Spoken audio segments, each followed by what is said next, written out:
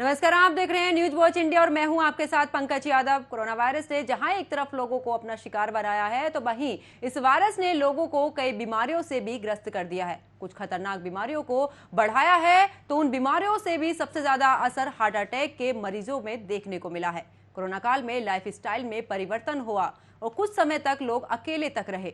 इतना ही नहीं, कोरोना के समय इन सब का सीधा असर दिल और लंग्स पर पड़ा है, जिस वजह से हार्ट अटैक की संभावना जो है वो बहुत ही ज्यादा बढ़ गई है। और इसी को लेकर आज हम अपने कार्यक्रम में चर्चा करेंगे और बात करेंगे डॉक्टर से, लेकिन उससे पहले हमारी ये रिपोर्ट देखिए।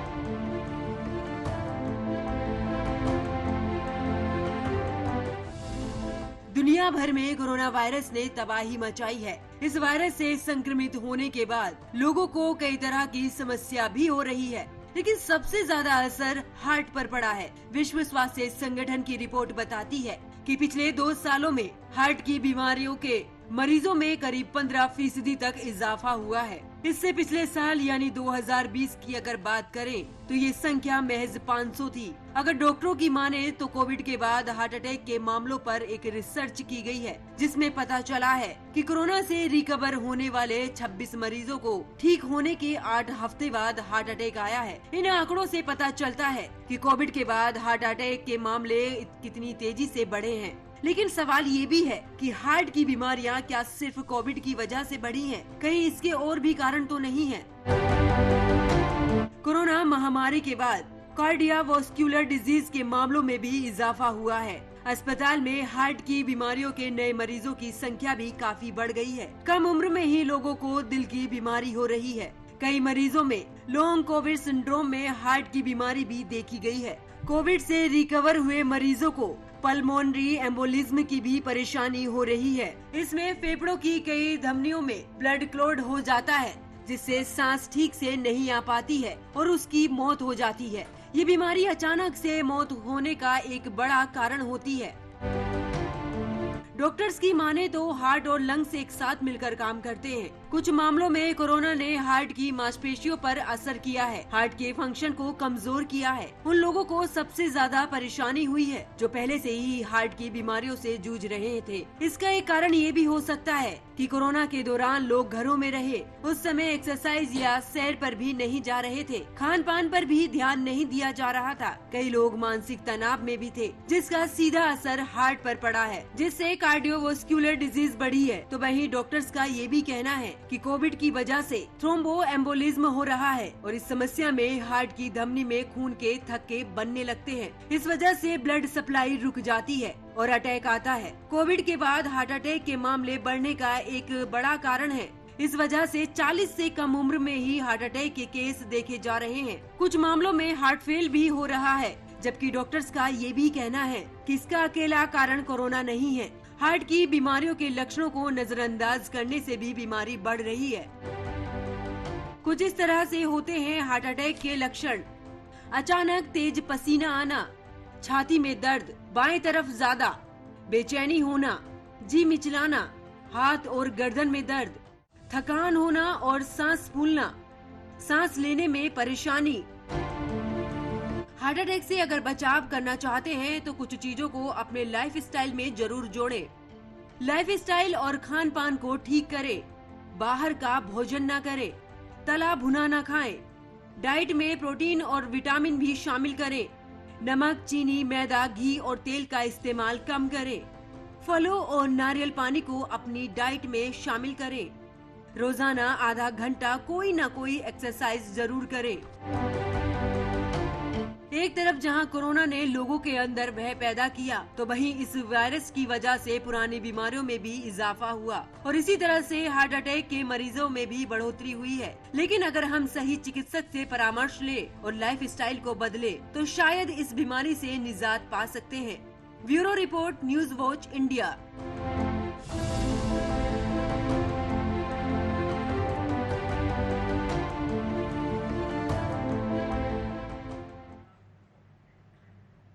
तो हमने आपको दिखाया कि किस तरीके से जो हार्ट अटैक है वो किस तरीके से लोगों को परेशान करता है, तो वहीं इस बीमारी से कैसे बचें, और इसको लेकर हमारे साथ इस कार्यक्रम में जुड़े हैं हृदय रोग विशेषज्ञ डॉक्टर नवाजीत तालुकदार।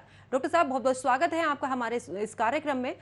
सबसे पहली बात, कोरोना से तो हम किसी तरीके से जंग जीत ही चुके हैं, उनके केस भी धीरे धीरे कम हुए हैं, लेकिन इस वायरस की वजह से अगर हम बात हार्ट अटैक की करें तो वो उसके जो केस हैं वो बहुत ही ज्यादा बढ़ने लगे हैं। क्या कुछ रहा इस दौरान, किस वजह से हार्ट अटैक के जो मामले हैं उनमें इजाफा हुआ है? क्या एक्चुअली हार्ट अटैक का मामला थोड़ा सा बढ़ने को मिली है कोविड का चलते। पिछले 2 साल जो लोगों का चलना फिरना और usual exercises that has been impaired, और ऊपर से जो दवा, अत्यावश्यक दवा हार्ट के जो ऑलरेडी चल रहा था, कुछ कुछ मामलों में कोविड का चलते उसकी गड़बड़ी हुई है। कोविड बाय इटसेल्फ छोटे छोटे क्लॉट्स बनते हैं कोविड में, mostly in the venous system, also in the arterial system. So Covid जो अंदरूनी ब्लड वेसल का लाइनिंग है, जो जिसको एंडोथेलियम कहते हैं, which is the largest organ of the body, उसी ऑर्गन को अफेक्ट करते हैं। एंडोथेलियलाइटिस होते हैं, डिफ्यूज एंडोथेलियलाइटिस होते हैं। तो this is the stage for heart attacks and future events. Along with this, Covid में जो दवा यूज किया गया है, जैसा कि high dose of steroids, adrenaline and other medicine, ये सब भी इफेक्ट करते हैं। तो इनजुडिशियस यूज ऑफ मेडिसिन भी हुआ है। तो जो पोस्ट कोविड सिनेरियो में, एक तो कोविड के लिए, एक इनजुडिशियस मेडिसिन के लिए, कभी कभी डिजीज जो भी है जिसको हम लॉन्ग कोविड सिंड्रोम कहते हैं, उसका चलते इजाफा हुआ है हार्ट डिजीज का, मोर्टेलिटी का, डेथ का, बहुत चीजों का। बिल्कुल डॉक्टर नवाजीत, यहाँ पर एक सवाल ये भी है कि जिस तरीके से अगर हम बात एसिडिटी की करें, क्योंकि एसिडिटी में भी कभी कभी क्या होता है कि जो हमारा हार्ट है वहां पर हमें पेन होता है, तो हम किस तरीके से ये पता कर पाएं कि हमें ये एसिडिटी का पेन है कि वाकई हमें जो हार्ट अटैक है वो उसका पेन है? देखिए, हेलो। हाँ जी, बिल्कुल आपकी आवाज हम तक आ रही है। हाँ, एक्चुअली एसिडिटी गैस जो कहते हैं वो सबसे इंपॉर्टेंट डिस्क्रिमिनेटरी फैक्टर है। एक्चुअली 50% हार्ट अटैक वाले लोग हॉस्पिटल पहुंचते ही नहीं है। उनमें से लार्ज नंबर्स, ये लोग तो अपना सिम्टम को दबा देते हैं या किसी और को पूछ लेते हैं, नॉन मेडिकल पर्सन्स को, जो कि गैस की अनुभूति इनको लगता है कि गैस है, तो उसी बेसिस पे ट्रीटमेंट चलता है। बिल्कुल। देखिए, गैस वाला जो पेन है वो इतना जल्दी गैस वाले पेन को जाना नहीं चाहिए। अगर चेस्ट पेन हो रहा है, चेस्ट डिस्कम्फर्ट हो रहा है, इजीएस्ट प्रोसेस इस कोई डॉक्टर के पास जाइए, एक ईसीजी कराइए, और अगर स्ट्रॉन्ग सस्पिशन है तो cardiac CPK MB and trop I along with echo, ये कॉम्प्रिहेंसिव इवैल्यूएशन होनी चाहिए। कई बार हार्ट की जो निचली भाग में प्रॉब्लम होती है या राइट साइडेड टेरिटरी में प्रॉब्लम होती है, जैसे कि आरसीए, इनकी सिम्टम, हमने ये ऐसा भी पेशेंट देखा हुआ ओनली विद डायरिया आए हुए हैं। सो जो भी सिम्टम है, एटिपिकल सिम्टम जो डिजीज कंडीशन में है, सपोज डायबिटिक पेशेंट है, हाइपरटेंसिव है, family history of heart disease है, उनमें स्ट्रॉन्ग इंडेक्स ऑफ सस्पिशन चाहिए, और उनमें ये करनी चाहिए कि ईसीजी कर ले, एक इको देख ले, और ट्रोपोनिन एक बार चेक कर ले। बिल्कुल डॉक्टर, जिस तरीके से अगर हम आज के लाइफस्टाइल की बात करें, क्योंकि हम लोग वर्क भी करते हैं और उसके बाद कुछ पार्टीज वगैरह भी होती हैं जिनमें हमारा जाना होता है, तो कहीं ना कहीं जो हमारी जो नींद है वो भी पूरी नहीं हो पाती है। तो क्या एक मुख्य कारण ये भी है कि नींद का नहीं पूरा होना भी क्या हमारे हार्ट पर इसका असर पड़ता है? बिल्कुल बिल्कुल। हार्ट का जो सर्कैडियन रिदम होती है, हमारे शरीर जैसा कि विश्व ब्रह्मांड है, एक संतुलन में चलती है, हमारा शरीर भी एक संतुलन में चलता है। लॉन्ग टर्म अगर स्लीप वेक साइकिल प्रॉब्लम हुआ है तो इसकी असर सर्कैडियन रिदम पे, स्ट्रेस पे, डायबिटीज के ऑकरेंस पे, हाइपरटेंशन पे, हार्ट पे होती है। ये भी बात बता के रखे, recently conducted India heart study में ये देखा गया कि 60 से 70% इंडियन लोग, उनको एक्चुअली हाइपरटेंशन के साथ ऑब्स्ट्रक्टिव स्लीप एपनिया होती है। So सारे factors need to be taken into account. बिल्कुल, लेकिन अगर हम बात कुछ स्टार्स की करें, क्योंकि देखिए हेल्थ को लेकर हर इंसान आज के टाइम में खुद को बहुत ही कॉन्शियस रखता है। अगर हम बात करें लाइफस्टाइल को लेकर कि जिस तरीके से अगर अभी हाल ही में कुछ एक्टर्स रहे हैं जैसे सिद्धार्थ शुक्ला रहे हैं और अभी जो राजू श्रीवास्तव हैं उन्हें भी ये प्रॉब्लम हुई है, तो जिस तरीके से वो लोग अपना जो लाइफस्टाइल है उसमें डाइट भी वो फॉलो करते हैं, वो एक्सरसाइज भी करते हैं, उसके बावजूद ये जो बीमारी है वो इतने हाई लेवल पर कैसे पहुंच रही है? एक्चुअली देखिए, हम लोग आजकल क्विक फिक्स सॉल्यूशन मांगते हैं, जैसा कि शेन वार्ने का केस है। Shane Warne was one of the fittest cricketers of our times. Shane Warne suddenly उनको लगा कि वो 7 दिन में बॉडी को ट्रिम कर देंगे। थाईलैंड में हाई प्रोटीन डाइट, मतलब in the form of liquid proteins और मैसिव एक्सरसाइज रिजीम वो स्टार्ट करेंगे। बहुत जगह एक्सरसाइज इंड्यूस डेथ हुए हैं, तो एंड खान पान भी। Quick fix solutions are no solutions. आप अगर एक्सरसाइज के आदी ना हो तो तुरंत आधा घंटा में सारे एक्सरसाइज इकट्ठा कर लेना, 7 दिन में सारा शरीर को ठीक कर देना, ये शायद क्विक फिक्स सॉल्यूशंस है। जो फॉर्मूला प्रोटीन है, liquid protein, whey protein etcetera etcetera, these are not proven things. इससे अगर दूर रहे, विरत रहे तो बहुत ही अच्छा है। Unproven medicine has not to be taken and undue stress, proper management of hypertension, proper management of diabetes, avoidance of smoking, moderation of alcohol intake, ये सब भी important है। यानी कि डॉक्टर साहब सीधे तौर पर जिस तरीके से हम बात करें जिम की, क्योंकि आज के टाइम में ना लोग जिम की तरफ जाना बहुत ज्यादा प्रेफर करते हैं। उनको लगता है कि अगर हमें वेट लूज करना है या हमें वेट गेन करना है तो हमें जिम करना होगा, लेकिन वहां पर जो हमें प्रोटीन वगैरह दिए जाते हैं तो क्या उसका असर भी हमें हार्ट अटैक की तरफ ले जाने के लिए जा सकता है? बिल्कुल, ये अननेचुरल चीजें हैं। जो लिक्विड प्रोटीन है, this is not natural protein. आपका शरीर का प्रोटीन रिक्वायरमेंट 1 मिलीग्राम पर किलो बॉडी वेट है। उसकी सोर्स एक्चुअली खाद्य चीज से आना चाहिए। Liquid protein is physiological, it might not be good. And sudden gymming, आपने 30 साल जिंदगी का कोई जिम नहीं किया, कुछ नहीं किया, सडनली आपको लगा कि लोहा उठा लो, ये सही नहीं है। शरीर को पहले तैयार करें, पहले एनारोबिक एक्सरसाइज करें। 2 प्रकार की एक्सरसाइज होती है, isometric and isotonic. Isometric exercise जो है वो मतलब मसल को छोटा करता है, मतलब weight lifting etcetera. Isotonic exercise जो है वो है रनिंग, स्विमिंग, ये सब एक्सरसाइजेस। तो आइसोटोनिक एक्सरसाइज आर प्रेफर्ड। लेकिन सडनली आप मैराथन दौड़ना चालू करें बिना प्रिपरेशन के, ये शरीर के लिए अनुकूल स्थिति पैदा कर सकती है। तो जो भी करे धीरे धीरे अपना शरीर को तैयार करके उसकी आदी बनाए और धीरे धीरे करे। एकाएक कोई भी चीज करना, सडन बर्स्ट ऑफ एक्सरसाइज करना, सडन बर्स्ट ऑफ वो करना शायद हमारे शरीर के लिए हानिकारक है। यानी कि हमें सबसे पहले अगर जिम करें या कुछ भी, पहले हमें घर पर वो छोटी छोटी एक्सरसाइज करें जिससे हमारा जो शरीर है वो पूरी तरीके से आगे जाकर जो भी एक्सरसाइज हम कर सके उसको हम काबू में कर पाए। अच्छा, यहाँ पर डॉक्टर साहब एक ये भी है कि जिस तरीके से अगर हम बात हार्ट अटैक की करें तो उसके क्या स्टार्टिंग के सिम्टम्स होते हैं कि जिस वजह से हम ये जान पाए, क्योंकि चेस्ट पेन होना तो है, वो एसिडिटी में भी होता है, लेकिन क्या बॉडी में कुछ और भी ऐसे सिम्टम्स होते हैं जो हमें ये एहसास कराते हैं कि ये हार्ट अटैक की तरफ जा रहा है? हाँ, चेस्ट पेन का कुछ टिपिकल तरीका है हार्ट अटैक में। जैसे कि रेट्रोस्टार्नल पेन होगा, बाएं हाथ में जाएंगे, जबड़े में जाएंगे, जबड़े में दर्द अगर होता है तो it is heart attack, otherwise not proven otherwise. अगर दांतों में नहीं हो, इसके अलावा जबड़े में अगर हो रहा है तो हार्ट के प्रति आपका नजर आना चाहिए। चलते चलते सडनली चोकिंग होना, सांस फूलना, अनड्यू स्वेटिंग, चक्कर आना, एनी एटिपिकल सिम्टम में भी heart disease. However diabetic patient में टिपिकल सिम्टम ना भी हो सकती है, बिकॉज डायबिटिक पेशेंट्स में छोटी छोटी जो स्नायु तंत्र है हार्ट की वो थोड़ा सा कमजोर हो जाता है और चलते कई बार हम टिपिकल सिम्टम दिखते नहीं है। तो डायबिटिक पेशेंट में सडनली खाली स्वेटिंग लेके आ सकती है, पेन का कमी हो सकता है, दूसरा जगह पेन हो सकता है। सिमिलरली एल्डरली में, फीमेल्स में कई बार पैटर्न चेंज हो सकती है।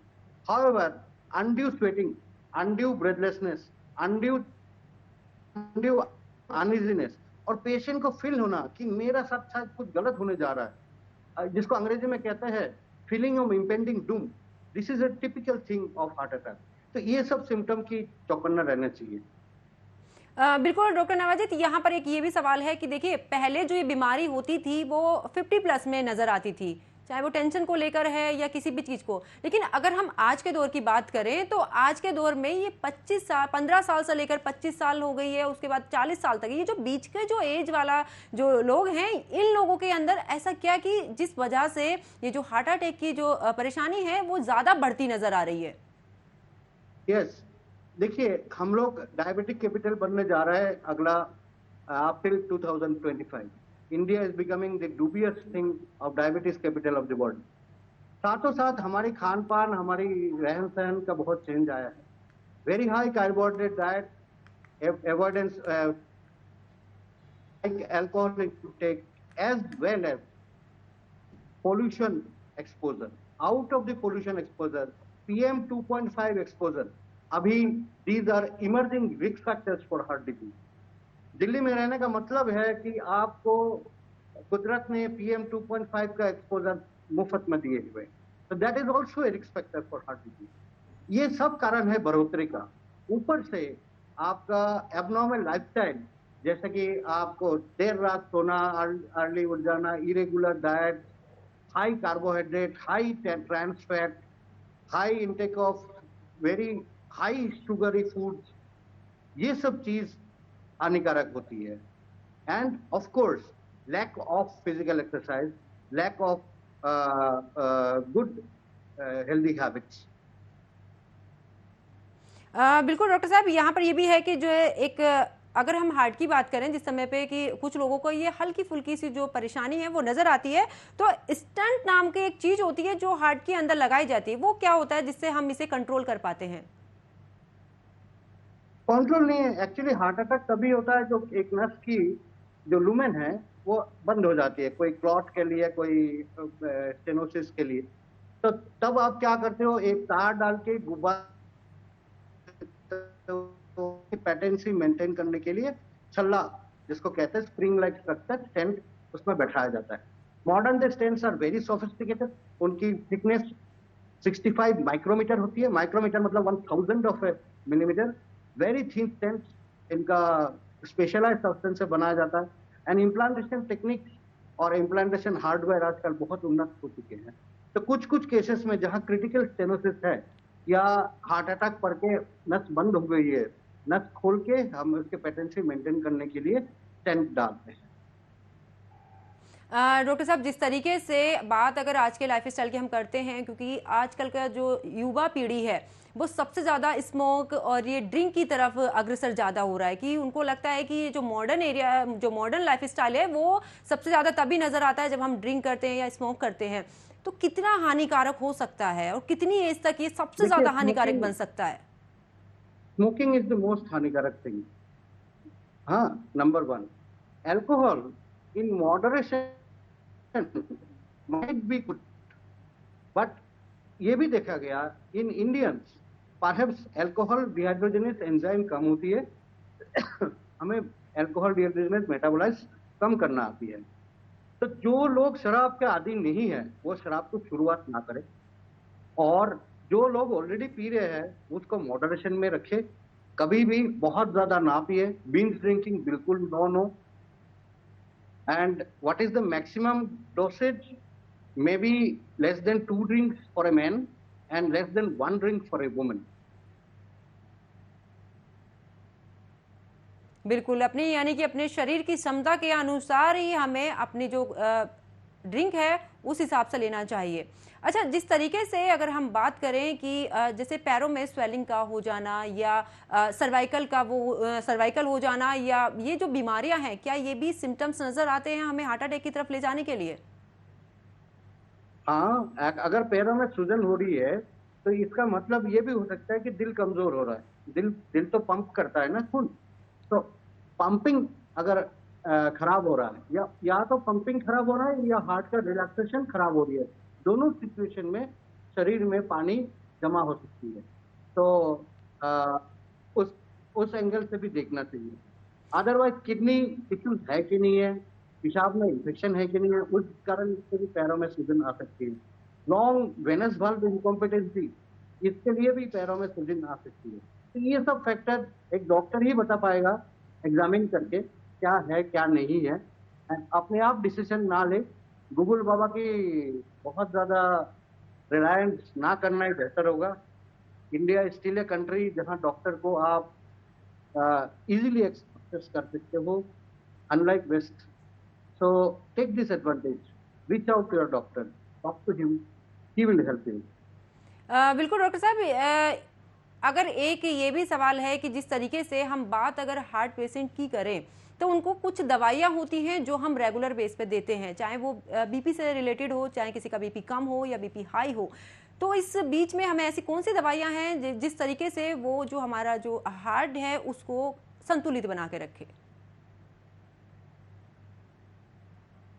हार्ट अटैक होने के बाद एक्चुअली हम लोग बीटा ब्लॉकर, एक दवा आती है जो हार्ट रेट को, उनकी राइज को प्रिवेंट करके रखे। तो बीटा ब्लॉकर अत्यावश्यक है।